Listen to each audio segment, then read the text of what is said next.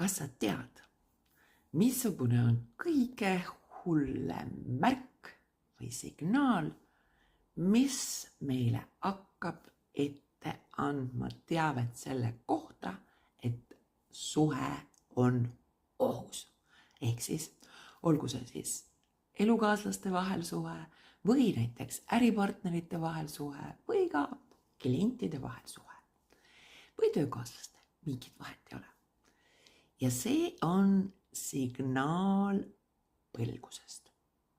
Muuseas, mul on seal üks emotsioonide ja selle kehakeeles väljendavate nii-öelda signaalide loeng olemas eraldi kohe, nii et võite seda vaadata. Aga põlgus on jah oma olemuselt, ta ei ole isegi mitte emotsioon, vaid ta on hierarhiline suhtumine.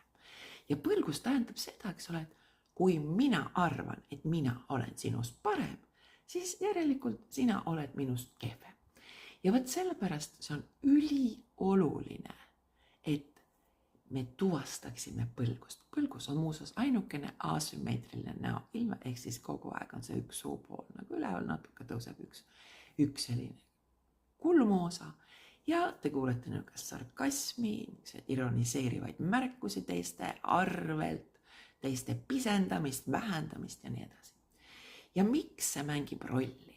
Ongi see, et inimestena me tahame saada enda kõrvale enda suguseid. No mõelge, kui te lähete välja prügikasti viima ja seal on mõni nii-endast prügikoll, mul ei ole midagi nende vastu, aga siis, eks ole, te võite teda haletseda, te võite talle üritada toetust anda, aga te ei hakka suure tõenäoliselt temaga koos elama ega ei võta teda enda sõbraks.